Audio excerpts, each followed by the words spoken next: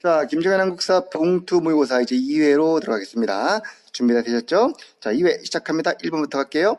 휘릭, 휘릭. 자, 효과음 좋았습니다.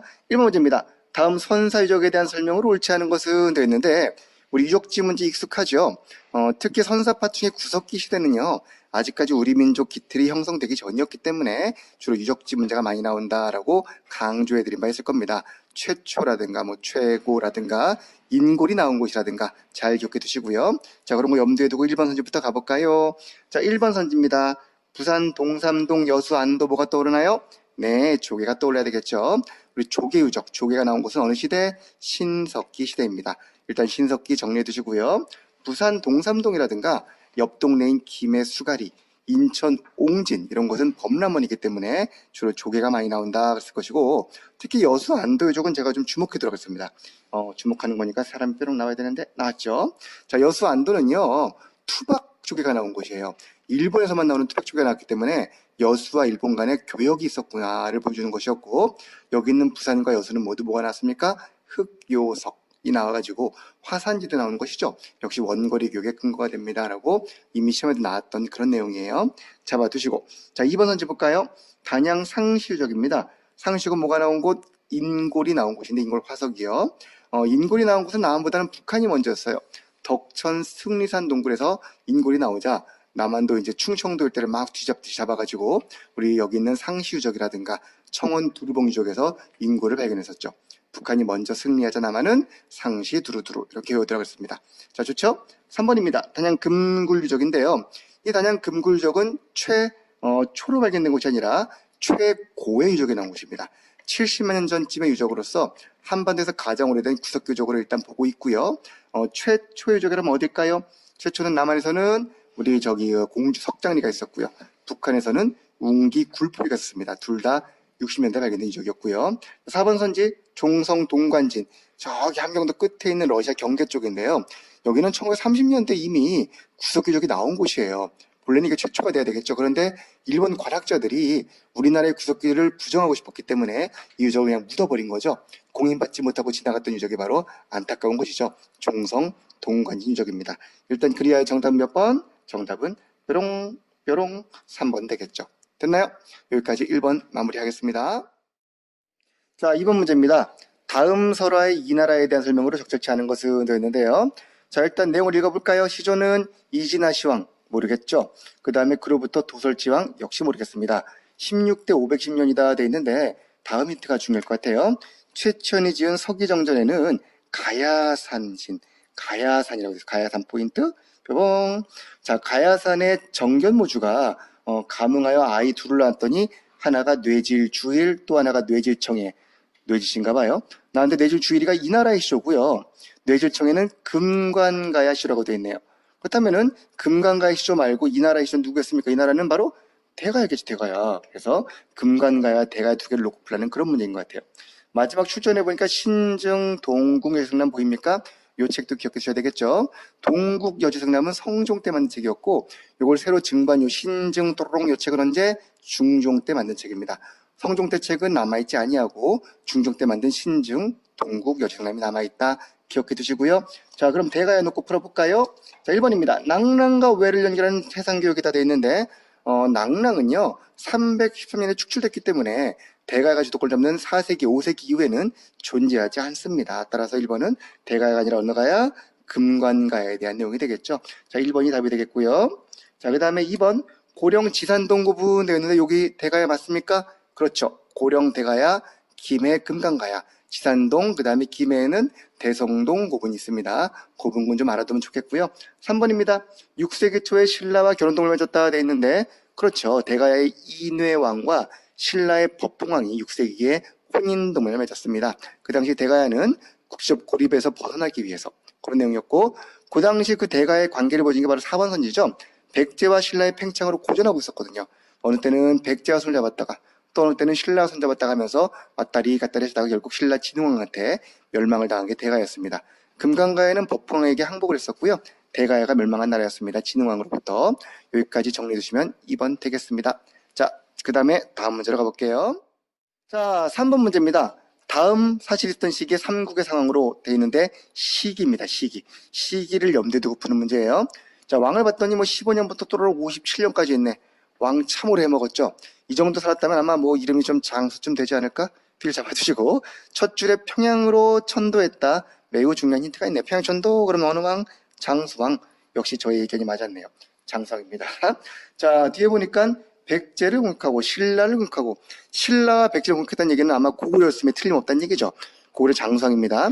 56년 기사에 보니까 말갈 병력을 이끌고 오라고 되어 있는데 말갈은 고구려와 발해의 피지배층이었기 때문에 아마도 고구려에서 말갈 병력을 데리고 아래쪽을 공격한 것 같아요. 유추할 수 있겠죠? 자, 장수왕 때니까 몇 세기입니까? 5세기 되겠네요. 삼국관계는 세기별로 보시는 게 좋은데요.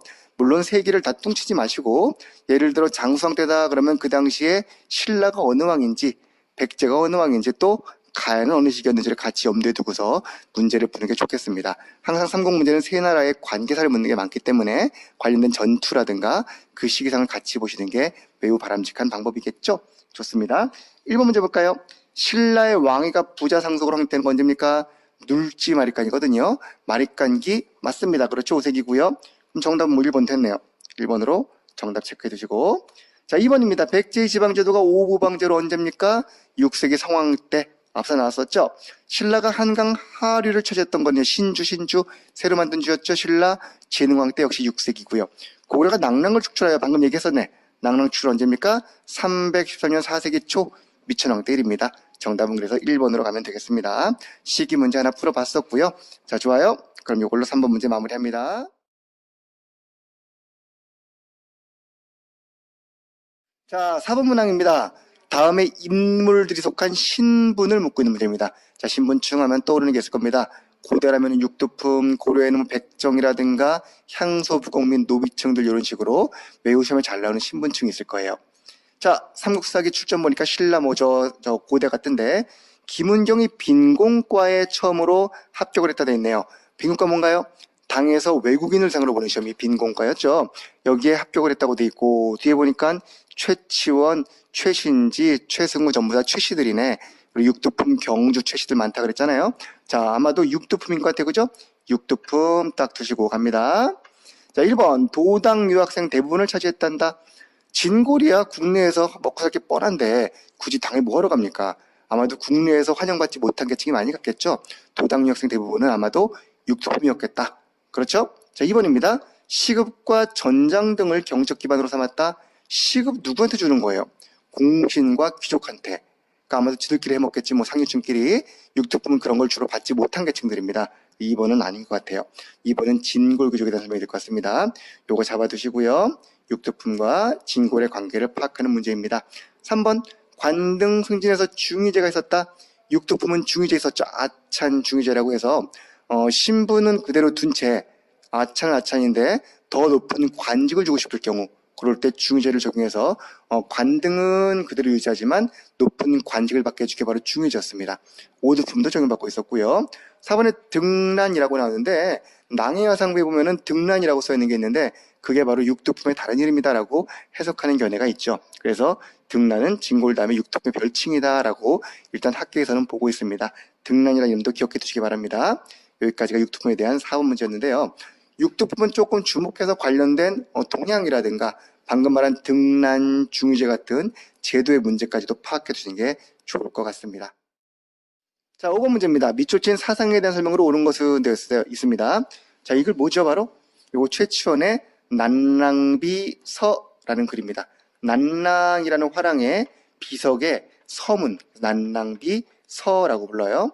자, 나라의 현면도가 있으니 풍요라고 한다. 이게 바로 화랑을 말하는 거예요. 이는 실로 유불도를 포함한다라고 됐는데 자, 집에 들어와서는 효를 행하고 나아가서 충성함은 효와 충 나온 거 보니까 이거 뭐 유교 말하는 거죠. 노나라 사고가 바로 공자님이거든요. 그 다음에 무의자연하면 뭡니까? 이거는 도교죠. 무의에 대한 거는 바로 도교. 그 뒤에는 주나라 주사는 아마도 도교의 시조인 노자인 것 같고요. 그 다음에 악을 짓지 말고 선을 행해라. 이거는 바로 축건태자라고 되어 있는데 축건태자가 바로 누구겠어요? 이게 부처님이겠지 뭐. 그래서 요거는 바로 효와 충에 대한 유교와 무의라는 도교와 악하지 말고 선해져라 라는 불교 세 개를 합친 것이다 라고 설명한 내용 같아요. 그 중에서 밑줄 그은 게 뭡니까? 바로 주나라 주사니까 도교를 찾아라. 그런 문제겠죠. 맞아요? 자, 도교 봅시다. 그러면요. 요 자료 매우 잘 나옵니다. 잘 기억해 두시고 화랑에 대한 문제, 최취업 문제 또는 사상 문제로 많이 쓰이는 사료이기 때문에 꼭 기억해 두라고 제가 강조했던 사료 같아요.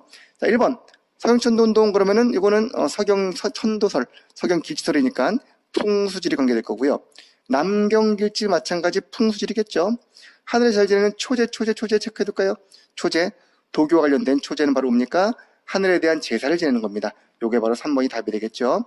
초제는 고대뿐 아니라 고려시대에도 조선시대에도 하늘에 대한 제사를 초제라고 부르는데 우리 도교는 천신신앙이 있다 그랬거든요.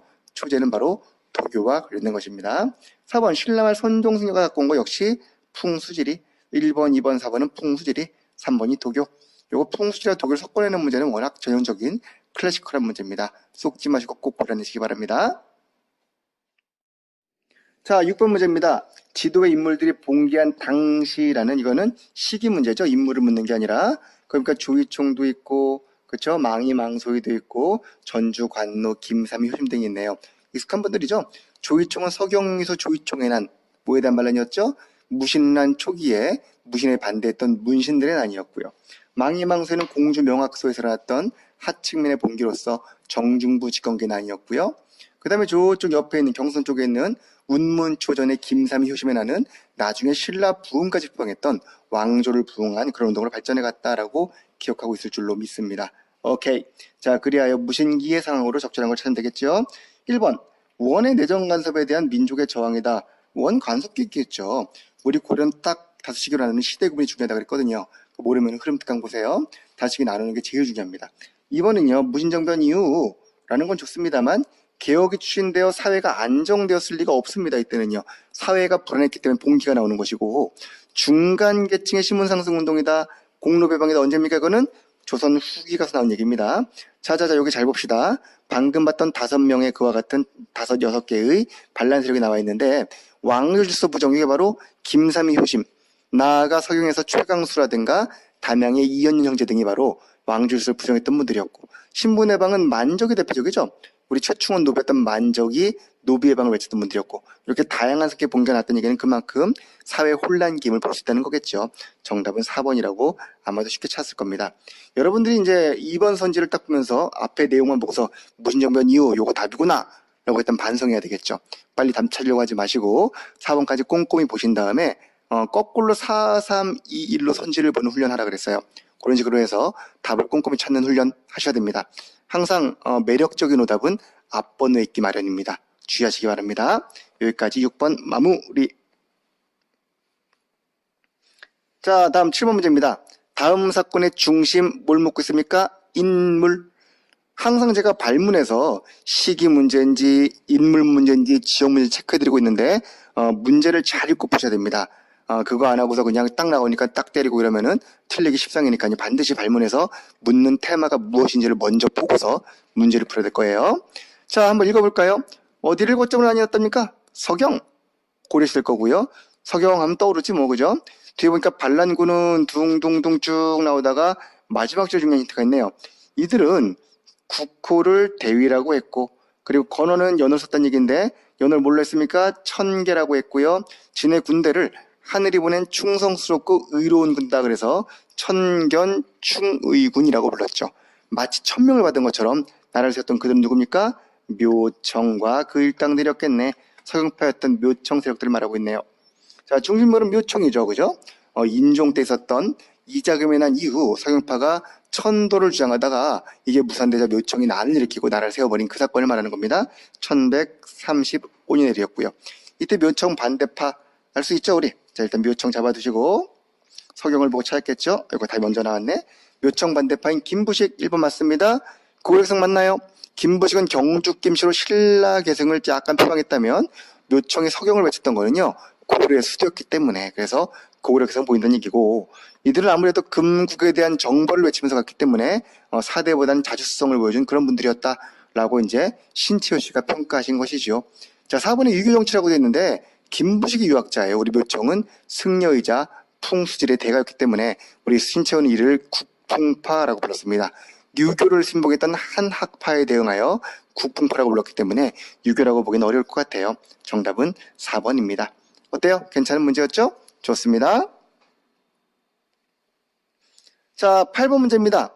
가, 나에 대한 설명으로 옳은 것은 되었습니다. 고려는 일찍부터 활판, 인쇄술. 활판이라는 거는 글자 하나하나를 조합해서 만드는 거예요. 목판은 판 안에다가 새기는 것이고, 그러다 보니까 이제 아무래도 한 종류를 다량으로 찍을 때 목판 유리하겠죠.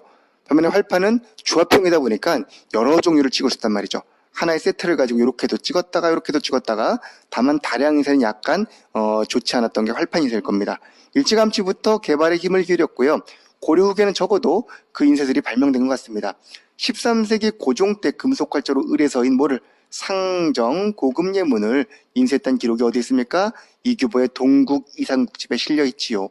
그 다음에 나는요, 세계에서 가장 오래된 금속 활자본이 되고 뭡니까? 직지심체절 말하는 거죠.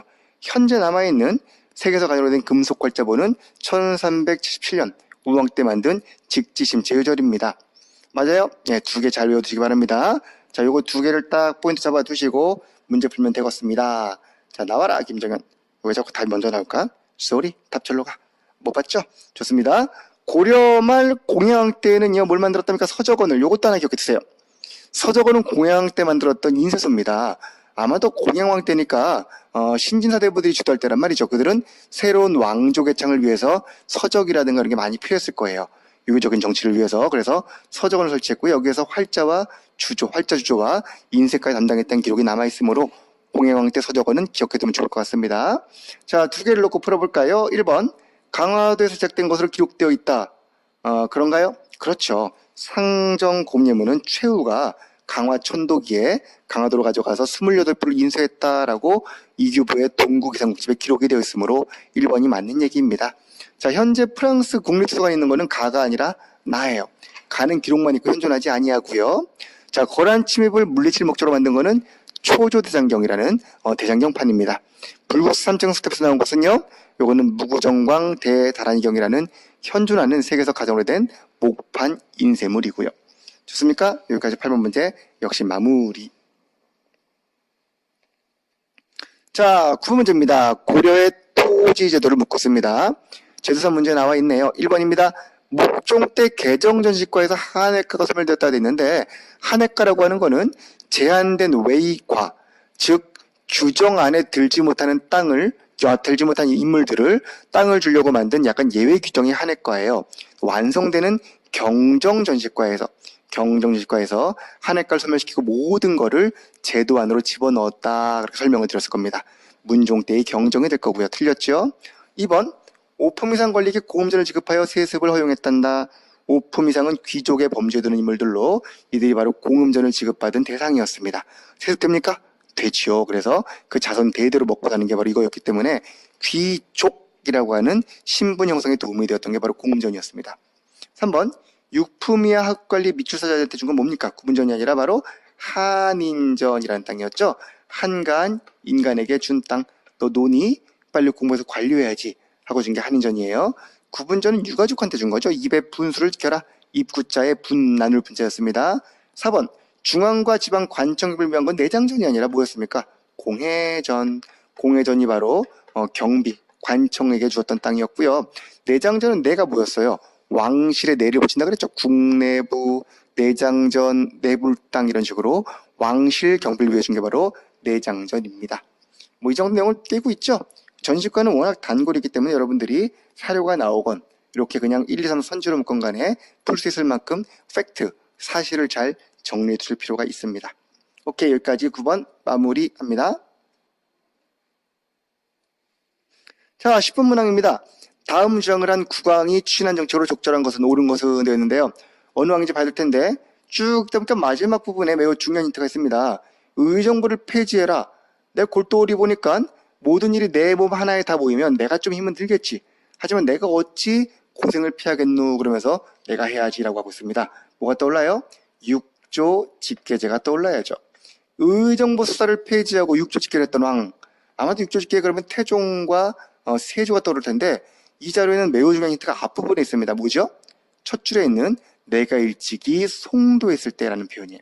송도가 개성이거든요. 개성에다가 천도한 왕은 바로 태종이겠죠. 세조는 계속 조선시대 그 수도였던 한양에 머물고 있었고, 태종이 한양에 있다가 개성으로 갔던 정종 이후 다시 한양 제천됐던 분이 태종이에요. 송도 했을 때 의정부 없앨까 말까 하다가 결국 돌아와서 없앴나 봅니다. 이걸 보고 태종을 파악하시고 태종의 정책을 찾으면 되는 문제입니다. 1번. 자, 포인트는 그래서 송도가 되는 거고요. 자, 1번. 사섬서를 설치하여 저화를 발행했단다. 저화가 뭐예요? 돈이죠. 재정 필요하잖아요. 이미 공양왕 때부터 저화를 발행했었고요. 아까도 말했다시피 공양왕 때는요, 사대부들이 자신들의 권력 기반을 만든 때였기 때문에 저화가 필요했을 것이고, 우리 태종은 국초에 화폐 발행을 위해서 사섬서라고 하는 재정 담당 부서와 그 다음에 조지서라고 하는 종이를 만드는 관청까지 만들었던 게 태종이었죠. 그러니까 이제 종이로 된 돈인데 그 종이질이 초과될 테니까, 찢어지는 신문지 만들 수 없을 테니까 만든 게 바로 조지서, 만들조, 종이지자였습니다. 요거 태종 잘 외워두세요. 정답 몇 번? 1번입니다. 이징옥의 난을 진압하고 왕위 올랐다. 누굽니까? 세조. 백성의 의견을 물어 공법 시행했던 왕은요, 세종. 관노비 백일휴가 역시 세종이었죠. 3번, 4번 세종, 2번은 세조 되겠습니다. 여기까지 10번 마무리하겠습니다. 자, 11번 문항입니다. 가 인물에 대한 설명을 옳은 것은 되었는데 또 자료 읽어볼까요? 항상 사료 문제는요, 사료를 꼼꼼하게 보시되 나중에 이제 문제 풀 때 시험장 가서는요, 선지를 먼저 보는 것도 하나의 좋은 팁이 됩니다. 왜냐하면 이제 그 선지들 중에서 누군가를 알고 보면 사료가 잘 보일 수 있거든요. 이건 팁으로 두시고 지금 연습 중이니까 사료를 먼저 보도록 하겠습니다. 내가 비록 부덕하나 둥둥둥 나있는데 보니까 국무였대. 국무. 여자였나 봐요. 근데 이 가는 참소하는 신하들의 말만 믿고 나의 부모를 죽이고 나의 종족을 전부 다 어육으로 만들고 그 다음에 어린 자식을 빼앗아 죽이고 게다가 자기까지 도 폐시켰단 말이야. 뭐라고 부릅니까? 우리가 이거를 폐모살제라고 표현했었죠. 엄마를 폐위시키고 동생을 죽였던 그 사건을 저지른 왕이 누구냐는 이 폐모살제가 포인트가 될 겁니다. 바로 이 왕이 쫓겨나는 계기가 된 게 폐모살제였어요. 폐모살제라든가 중립외교라든가 회퇴변척 같은 일 때문에 쫓겨났던 그 왕의 이름은 광해군. 그죠? 광해군의 설명으로 옳은 거 고르면 되겠습니다. 1번 이괄의 난을 진압했다는 건 누굽니까? 인조 초기의 반란이었죠. 인조고요. 경기도에서 시험적으로 대동법을 실시했다. 대동법 처음 실시한 게 누구? 우리 광해군 맞네. 그죠? 광해군이 처음으로 1608년 대동법을 실시했던 왕이니까 답은 2번 되겠고요. 3번 북벌을 추진하기 위해서 어영청을 확대한다. 북벌은 누구? 요거는 효종 때입니다. 효종은 오군영 중에서 어영청을 확대해 북벌의 핵심 교로 삼았었죠. 4번 역대 시와 산문을 모은 동문서는 성종 때 편찬한 자주적인 우리의 문학서 되겠습니다. 하여 정답은 2번 됐나요? 여기까지 마무리. 자, 12번 문제입니다. 조선시대 사행에 대한 설명을 옳지 않은 것은 되었는데 사행이 뭐야? 라고 얘기할 수 있겠죠. 아마 이런 거 보면 이제 여러분이 좀 당황하더란 말이죠. 사행은 잘 모르겠다면 선지를 보세요. 아하, 이런 게 사행이구나. 사신단 말하는 거겠죠. 사는 사신단 할 때 그 사자고요. 행은 갔단 뜻이니까 사신단으로 갔던 분들의 설명으로 옳지 않은 것은 되는 문제일 겁니다. 1번 북경에 사신으로 다녀온 인물들을 중심으로 북학이 전개되었다. 북경은 어느 나라의 수도입니까? 청나라 수도입니다. 연경이라고도 불렀죠. 북학은 18세기쯤 유행했던 청에 갔던 분들이 이제 중심이 되어서 만든 학문을 얘기하는 거니까 맞는 내용입니다. 자, 2번 후기 사행에서 전후기 사행에서 역관들은요, 중간에 통역관들이 역관이었잖아요. 무역의 활성화에 기여했다고 했는데 그들은 통역만 한 게 아니라 무역에도 관여해서 큰 돈을 버는 경우가 많다 그랬습니다. 이들이 중인들이었고요. 중인들은 그래서 나중에 개화상에도 큰 영향을 준다 그랬었고 대표적인 분들은 우리는 오경석을 알고 있죠. 3번입니다. 막부 장군이 조선왕에게 보내는 사절을 통신사라고 해놨다고 되는데 어이구, 통신사 중요한 분들 아니었던가? 통신사는 임진을 한 이후, 물론 그 전에도 그렇게 부르긴 했습니다만 임난 이후 우리나라에서 문화 전파를 위해서 일본 막부 요청이 있을 때마다 보내준 거를 통신사라고 불렀습니다. 비정기적이었고요. 경제가 아닌 문화를 위한 사행단이었습니다. 막부의 요청이 있을 때마다. 자, 막부가 보낸 거는요, 그냥 일본 국왕을 칭하여 보냈기 때문에 국왕사, 뭐 일본 국왕사 이렇게 불렀고 우린 별로 관심 없어요. 그들한테는요. 정답은 3번이죠. 딴 걸 모르더라도 통신사만 잘 알고 있으면 풀 수 있는 문제입니다. 4번입니다. 조선전기 명예에 포함된 분들은 조천사. 조는 조공한다. 천은 천자한테. 그런 뜻이죠. 천자에게 조공하는 조천사라고 불렀고 후기청은 우리가 볼 때 천자가 아니잖아. 오랑캐잖아요. 그래서 그냥 조천사라고 부르지 아니하고 연행사, 연경에 갔다 왔다. 그래서 연행사라고 불렀던 겁니다. 그러니까 수도에 갔다 왔다는 의미만 담은 것이지 천자로 섬기지 않는 그들의 자존심을 볼 수 있는 그런 내용이겠죠. 그렇죠? 명예는 조천사, 청에는 연행사. 일본에 간 거는 뭐 통신사. 이렇게 기억하면 되겠죠. 이 문제를 계기로 사행단의 이름들과 시계를 좀 파악하시면 좋겠습니다. 그런 공부가 되는 문제이길 바라면서 10번 역시 마무리하겠습니다. 자, 13번 문제입니다. 다음 봉기에 대한 설명으로 옳은 것은 되겠습니다. 맨 앞에 평서라는 지명이 나와 있고 좀 뒤에 보니까 관서라는 지명도 있고 평서는 평안도 서쪽, 관서는 관동, 관서 이런 말 들어봤었죠?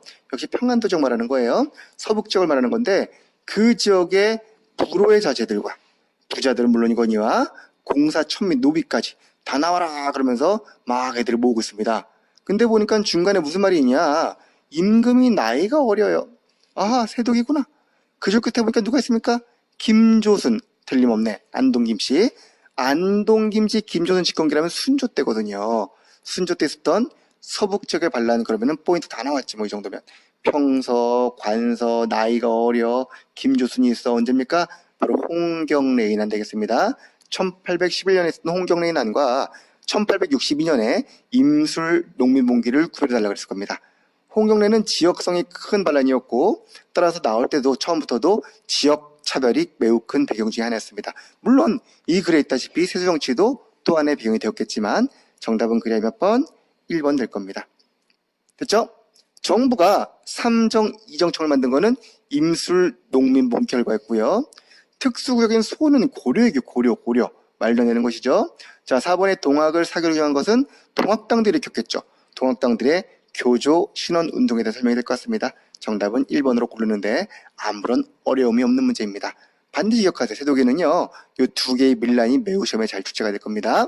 여기까지 마무리. 자, 14번 문제입니다. 밑줄친 나에 대한 설명으로 옳지 않은 것은 되어 있는데 또 사람 문제네요. 나의 저수로 의도는 주자와 다른 해석을 하려고 하는 게 아니란 말이야. 그냥 궁금해서 묻는 거예요. 하지만 어쨌든 간에 주자와는 다른 얘기를 했나 봐. 그치? 이 사람이요? 이런 걸 딱 봤을 때 이 양반은 뭐예요? 성리학을, 주자학을 상대화하고자 한 인물입니다. 그렇죠? 상대화. 절대적으로 성리학만 믿는 게 아니라 다른 의견 얘기할 수 있다! 라는 견해란 말이죠. 자, 그거 기억해 두시고요. 맨 마지막에 보니까, 약간 어색한 이름인데, 송영보. 이게 누구죠? 송씨 아는 사람. 뭐 송해 누가 알아요? 송시열 말하는 거란 말이야. 이 송시열과 대립했던 그분이란 말이죠. 누굽니까? 윤휴 얘기예요, 윤휴. 알고 있나요? 좋습니다. 성리학을 상대하면서 송시열과 대립한 인물. 아마 이 자료는 우리 기본서에도 있기 때문에 본 적이 있을 겁니다. 내가 다른 학설랑 얘기한 거 아니야. 궁금해서 그러지. 그러면서 하지만 내가 만약에 그냥 태어났더라도 난 주한테 기겼을 거야. 뒤에 또 그런 얘기 나오죠. 여긴 안 나와 있지만 만약에 공자가 나를 봤다면 내 말이 옳다 그럴걸 그러면서 주자를 깠던 분이 바로 윤휴란 인물이고 당파는 남인이어요. 오케이. 1번 송시열과 대립했잖아요. 사문난적 문장을 어지럽힌 사악한 놈 그러면서 배척당했던 분이 맞고요. 2번 숙종 때 북벌주장했나요? 그렇죠. 숙종 초기에 남인 집권기 양반이 북벌주장했었죠. 당시 청나라의 정세 변화를 이용하여 성리학을 상대했다만 얘기네요. 그죠? 사회개혁방은 남인들 일반적인 방향이었고요. 4번에 보니까 장희빈의 아들 새로 책봉하는데 반대했다 돼 있는데 장희빈 자체가 뭐예요? 이 사람이? 남인이요. 남인이었던 희빈과 한편이 된 게 남인들이었겠죠. 그렇죠? 희빈의 아들을 정오하는데 반대했다가 사사당한 인물은 바로 누구였습니까? 송시열이었습니다. 문제가 10번 넘어갔는데 미안합니다. 앞으로 봐. 자, 송시열이 바로 희빈을 반대했다가 사약받고 돌아가신 분이었겠죠.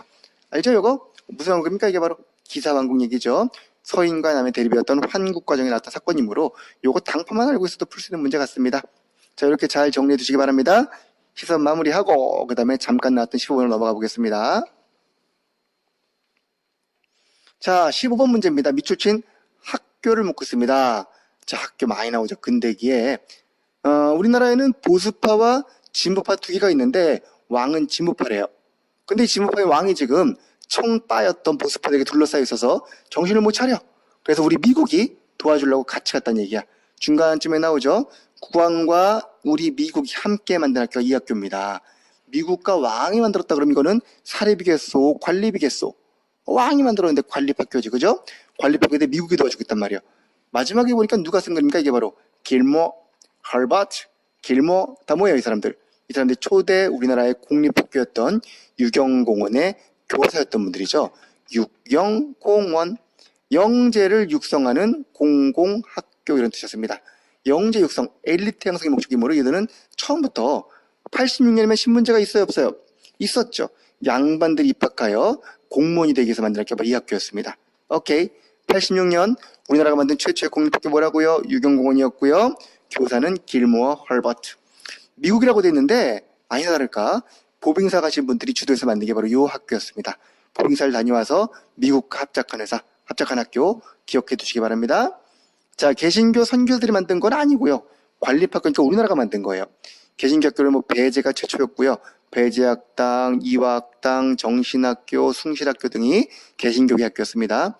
1차 교육령, 이거 포인트 안 잡았네? 포인트 나와. 지나갔어요. 제가 깜빡하고. 답이 또 먼저 나와. 내 손이 서툴러서 그래요. 자, 2번 1차 교육령에 따라 운영됐다 됐는데 이건 뭡니까? 일본이 제시한 거 1차 교육령은요. 1911년에 나왔던 것이기 때문에 우리나라가 만든 학교와는 관계가 없습니다. 함경도 덕원 지역 주민들이 만든 거는요. 원산학사라는 최초의 사립학교였고요. 자, 4번 주로 양반 자녀들이 입학하여 관료가 되었습니다. 욜마가 빙고 답 되겠습니다. 찾아냈습니까? 오케이, 잘했습니다. 사료를 보고서 어느 학교인지 찾는 거 역시 매우 전형적인 문제니까요. 학교별로 잘 정리해 두시기 바랍니다.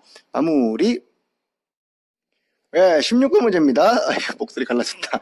다음 문장에 나온 배경으로 적절한 것은 됐습니다. 뭘 물어요? 배경입니다. 자, 우리의 지리적 위치는 둥둥 나와 있는데 뭐예요 이거? 중립 보입니까? 셋 줄에 조선 중립화론 알죠? 중립이라는 걸 딱 보고서 우리나라는 서양의 벨기에나 또는 터키에 조공하는 불가리아 같다 이런 말이야. 그죠? 그래서 우리나라가 중국에 조공하는 바를 가지고 유럽과 빗대가지고 우리가 유럽에 있던 벨기에라든가 불가리아처럼 우리도 중립하는 게 어때? 라고 외쳤던 분 누굽니까? 유럽에 갔다 와서 글을 썼던 분 서유견문이라는 글을 남긴 바로 유길준이죠. 몇 년입니까? 1885년 갑신정변 직후였습니다. 그 당시 어땠길래? 그 당시는요 84년 갑신정변으로 청과 일본이 텐진 조약을 맺어서 쌍방간의 군사권을 대등하게 갖고 가고 있었고 그리고 저 위에서 러시아가 조로 조약과 조로 밀약으로 내려오고 있었단 말이죠. 그래서 이게 빡 약간 찢었던 어느 나라가 영국과 미국이 으쌰으쌰 해가지고 영국이 거문도 점령 사건을 일으킵니다. 그래서 그와 같은 러시아, 영국, 청과 일본 사이에 낀 우리나라가 중립을 시키면 되지 않을까? 라고 소심하게 외쳤던 분이 바로 유길준이었단 말이죠. 이거는 물론 그 당시 반영은 되지 않았습니다만 꽤나 중요했던 근대적인 외교 방역이라는 점에서 의미가 있다 그랬고 이와 같은 얘기를 또 했던 분이 있었죠. 누굽니까? 부들부들었던 부들러 어느 나라 사람? 독일 사람이었습니다. 독일 병사 부들러 함께 기억해 두시기 바랍니다. 항상 배경을 묻거나 시기를 묻는 문제라고 했습니다. 그래서 답이 될 수 있는 거는 제가 말한 4개 중에 하나가 되겠죠. 어디 있나요? 4번에 있는 영국의 거문도 불법 점령 사건. 거문도 사건이라고 하는 그 사건이죠. 거문도에 한 2년 넘게 영국군이 와 있었는데 거문도 주민들은 그들과 친했다 그랬죠. 여자분들은 그 영국의 그 멋있는 그 베컴 같은 분들한테 반해가지고 길에서 만나면 이렇게 딱 비켜서고 이런 분을 보면서 약간 또 이렇게 반하셨나 보고 남성분들은 영국 애들이 축구 가르치셨거든요. FC 거문도가 최초의 축구단이라고 제가 아마 설명드린 바 있을 겁니다. 그래서 한 2년 넘게 있는 동안 그들이 막 죽기도 하고 그랬었는데 지금도 거문도 가면 영국군이 죽어가지고 남긴 묘비까지 남아 있습니다. 한번 기회 되면 가보세요. 남쪽에는 큰 섬입니다. 뭐 이 정도까지 해둘까요? 쓸데없는 얘기를. 자, 마무리. 17번 문제입니다. 다음과 같은 법령이 시행된 때의 사실로 법령이 시행된 시기를 묻는 문제죠. 역시 법령을 가지고 시기를 묻는 거 근현대 파트에서 전형적인 문제입니다. 자, 1조에 보니까 태영이라고 딱 나와 있고요. 그죠? 뭐 6조에 태영 나와 있고 13조에 보니까 조선인의 하나여 정하는 우리나라 애들에게만 볼기를 때리는 이런 황당한 형벌이 있어요. 이런 거는 조선인에게만 적용했던 몇 년대? 1910년대 모습이에요. 조선 태영령, 조선 형사령, 조선 민사령 등등 우리나라와 일본을 차별했던 시기였던 10년대 바로 이른바 무단 통치기의 법령 되겠죠. 자, 태영은 10년대부터 언제까지 있었습니까? 20년 딱 될 때까지 존재했던 법령이었습니다. 회사령을 신고제로 바꿨다라는 거는요. 20년부터죠. 10년대 회사령이 허가제였고 20년대부터 신고제로 바뀝니다. 20년대 기고 토지 조사 사업은 12년부터 18년까지 딱 요때네 그죠? 정답 몇 번? 2번 되겠네요. 이것도 포인트 안 잡았네. 태영할 때 이게 나왔어야 됩니다. 제가 미안해요. 정답은 2번이고요. 헌병경찰제가 시행되면서 모든 경찰 업무에 되는데 모두는 아니죠. 경찰들이 모두 헌병을 수 없는 것이고 그 와중에 헌병들이 섞여 있는 것이죠. 헌병대가 경찰을 대행하긴 했습니다만 모두는 아닐 겁니다. 일반 경찰도 있었고 헌병도 있었고 항상 올닷 이런 거는 답이 되기 어렵다 그랬을 겁니다. 4번 중추원이 있었죠. 중추원은 본래 있었던 기구였습니다만 국왕자문기구를 총독자문기구로 바꾼 것입니다. 그러나 실제 바꿔서 친일파를 기용한 다음에 실제 소집은 3.1운동 전까지 한 번도 하지 않았다 라는 게 포인트였죠. 정답 그래서 2번 되겠습니다. 됐나요? 나머지 선지도 꼬박꼬박 읽어두시기 바랍니다. 다들 중요한 선지입니다. 자, 18번 문제입니다. 다음 글이 발표된 시기의 대한민국 임시정부를 묻고 있습니다. 우리 임시정부는 시기 문제를 한다고 했습니다. 초기 활동, 어떤 위기와 극복 과정, 그 다음에 마지막에 중흥을 이루는 과정을 지역으로는 상하이 시기냐, 이동 시기냐, 충칭 시기냐, 그 다음 법령으로는 이 당시가 대통령제이냐, 국무령 또는 국무위원제이냐, 아니면 주석 또는 주석, 부주석제이냐라는 개헌 과정을 가지고 묻기도 하고요. 또는 국제관계의 변화 속에서 이게 만주사변 이전이냐 이후냐, 중일전쟁 또는 태평전쟁의 이전이냐 이후냐 묻는 문제가 많습니다. 항상 시기 관련해가지고 대한민국 임시정부는요, 19년부터 45년까지 우리나라 모든 독립운동을 책임졌던 총괄 본부 역할을 한 우리의 명실상부한 정부입니다. 라는 거를 기억해 주시기 바랍니다. 자, 일단 가볼게요. 내용을 봤더니 대한민국 임정은 둥둥둥 나오다가 마지막에 보니까 우리의 전투력, 이런 말이 나와서 전투력을 강화하자라고 되어 있습니다. 그런가요? 그리고 마지막 출전을 보니까 김구의 아이고야 광복군 선언문이에요. 한국 광복군 언제입니까? 1940년에 창설된 그와 같은 우리의 정규군이었죠. 따라서 충칭 정착 시기 40년 이후 중흥을 맞이한 그 시기, 주석지였던 그 시기를 묻고 있는 겁니다. 그 시기의 임정을 묻는 문제입니다. 요 광복군이라는 말을 가지고 포인트 잡으면 될 것 같습니다. 됐나요? 자, 1번입니다. 연통제를 실시했다. 연통제교통국은 초창기에 만든 연락통신망이었습니다만 1921년에 붕괴가 된 게 핵심이었죠. 2번 구미위원회, 미국에 있었던 구는 구라파 유럽이고요. 미국은 아메리카 미국입니다. 유럽과 미국을 총괄하는 외교본부로서 구미위원부를 뒀었죠. 요거 이승만이 총책임이었고요. 역시 초창기 활동에 해당하는 내용입니다. 대한민국 건국강령 발표했다라고 되어 있는데 바로 조소왕이 1940년에 대한민국 건국령을 발표하죠. 물론 문제가 약간의 1년 차이는 있습니다만 요게 광복군 선언문이 바로 몇 년인지 모르겠습니다만 40년대라는 걸 염두에 두고 보면 될 것 같아요. 그러니까 이 글이 광복군이 40년부터 45년까지 있었으니까 41년쯤이다 그러면은 가능할 수 있겠구나라고 풀면 되겠다는 얘기죠. 이해되십니까? 건국강령은 조소왕이 발표했던 글을 41년에 임정강령으로 채택했던 그런 글이었습니다. 4번의 국무령 중심의 내각 책임제는요, 1925년 위기를 극복하는 과정에서 나왔던 2차 개헌 내용이고요.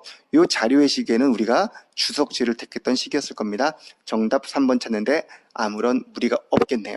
됐나요? 여기까지 마무리하겠습니다. 자, 19번 문항입니다. 다음 자료 관련된 설명으로 옳지 않은 것은 되었는데, 자, 가와 나 두 개의 사료가 있고요. 가는 지금 가만히 보니까 종래의 수확률을 폐지하고 지정 수확률을 폐지하고 수확률은 생산량이 얼마쯤 하면서 수확률 규정을 얘기하고 있는 거예요. 그 다음에 세 번째도 보니까 지주에 대한 무상노동을 금지라던가, 네 번째도 보니까 어떤 여러 가지 지세는 지주가 부담해라라든가 당연한 건데 이와 같은 지주제를 염두에 두고서, 즉 지주제 자체를 부정한 건 아니고요. 지주와 소작인의 어떤 권한을 명백히 나누자라는 게 이거 핵심 포인트네요. 자, 시기를 보니까 언제입니까? 1922년이라는 20년대의 자료다라는 거 볼 수 있을 거고요. 나는요, 노동자 농민의 언론, 출판, 집회, 결사, 어떤 법적 내용이고 수리조합 타도도 나와 있고 심지어 토지와 주거를 달라? 이거 토지 개혁이요, 그죠? 그 다음에 일본 제국주의 타도, 일제타도는 그 독립운동이죠. 점차 이들이 법적 문제를 거론하면서 토지 개혁과 일제타도까지 했던 거 언제입니까? 연도 나와 있네. 30년이네요. 1930년대 수학쟁이의 변해가는 모습을 볼 수 있다는 얘기죠. 가는 20년대, 나는 30년대의 수학쟁이로서 매우 중요한 분기점, 원산 총법 전후 시기를 나눠볼 수 있을 겁니다. 20년대에는 생존권 투쟁이었고 경제 투쟁이었던 반면 30년대가 되면 어떤 투쟁으로? 반제투쟁, 정치투쟁 이런 걸로 바뀌어간다 그랬었죠. 그거를 딱 놓고서 풀면 될 것 같습니다. 자, 1번. 그게 포인트가 된다는 거. 나 또 안 넣을 뻔했네. 나와라, 귀염둥이. 자, 1번입니다. 수장료 및 수자권 문제가 쟁점이었다. 그렇죠. 20년대는요, 주로 수장료가 얼마인가, 나의 권리가 지켜지는가, 그런 문제였고요. 2번, 쟁의 결과 일제가 조선 농지령이 뭔가요? 우리의 쟁의가 점차 과격해지고 이렇게 변해가기 시작한 30년대가 되자 일본은 우리 농민들을 아마도 탄압을 했을 겁니다. 감방에 때려넣고 때리기도 하고 그렇겠지만 농민들이 전국민의 80%이기 때문에 탄압 갖고는 안 되거든요. 후유축이 필요합니다. 일본이 만든 게 바로 조선 농지령이라든가 소작령이라든가 소작조정령이라든가 또는 뭐 농촌진흥도 한다든가 이런 것들이었죠. 농지령은 1934년에 나왔던 일본의 회유책 법령이라고 보시면 될 것 같습니다. 34년에 나온 농지령과 같은 해 있었던 소작조정령과 이런 것들을 같이 좀 정리를 해주시면 좋겠습니다. 법령 문제들이요. 자, 그래서 2번은 옳지 않아요. 이건 가가 아니라 나식에 들어가야 됩니다. 3번, 사회에 적용받은 거는 가나 모두 마찬가지입니다. 4번, 반제운동 성격으로 바뀐 거 나시기로 적당하겠군요. 됐나요? 정답 2번까지 정리해 두시고 마무리하겠습니다. 자, 마지막 20번 문제입니다. 목이 또 갈라졌네. 다음 선을 발표한 정부 시기를 묻고 있는데요. 어떤 정부인지 볼까요? 첫째 줄에 6.15 공동선언을 고수한다고 나와 있잖아요. 그러니까 6.15 선언 다음 내용이잖아. 6.15가 바로 김대중 정부였는데 그걸 고수한다는 건 그 뒤한 얘기를 눈칠 수 있다는 얘기죠. 그죠? 그 다음에 뭐 4조도 평화체제 나와 있고요. 5조에 보니까 경제협력을 적극 활성화하겠다. 그 다음에 6조에 보니까 민간적인 사회 문화 분야의 교류 협력을 발전시키겠다. 이와 같은 어떤 구체적인 합의 실천령을 담고 있는 그런 선언입니다. 뭐죠? 노무현 정부 때 썼던 2007년의 14 공동선언이에요. 그러니까 김대중 정부에 썼던 6.15 선언에서 어떤 큰 대의를 결정했다면 14에서는 그에 대한 구체적인 방안들을 얘기했던 게 바로 노무현 정부 때 일이었습니다. 그래서 서해에다가 자유무역시대를 만든다던가 이와 같은 구체적인 합의가 나왔었고요. 그리고 김대중 정부 때 개성공단을 만들기로 했다면 실제 만들어진 거는 바로 노무현 정부 때였죠. 이런 것들을 염두에 두고 푼다면 정답이 3번임을 어렵게 풀 수 있을 겁니다. 이건 14라는 거를 6.15에 대한 어떤 고수라든가 그에 대한 경협, 그 다음에 문화교를 통해서 파악하는 게 핵심적인 포인트가 될 겁니다. 그러니까 김대중 정부를 헷갈리지 마시고요. 요거 보시고 아하 노무현이구나 하셔야 됩니다. 행여 김대중을 헷갈렸더라도 보니까 1번도 김대중 정부, 2번도 김대중 정부입니다. 1번 보면서 아닌가 보네 그러고 다시 봤어야 되겠죠. 정답 몇 번으로? 3번으로 골라주시면 좋겠습니다. 4번 언제입니까? 북방외교 소련 중국과 국교를 속였던 거는 바로 올림픽 직후였던 노태우 정부 때 일이었고요. 오케이. 같은 노시라고 또 4번 아니죠? 이런 거 잡아줘야 되겠습니다. 통일정책 문제들 역시 매우 단골 문제니까요. 7.4, 기본합의서 6.15, 그리고 여기에는 14까지 정리했으면 좋겠습니다. 됐나요? 오케이. 이렇게 일단 한 해 마무리하겠습니다. 자, 고생 많으셨고요. 또 3회로 가볼까요?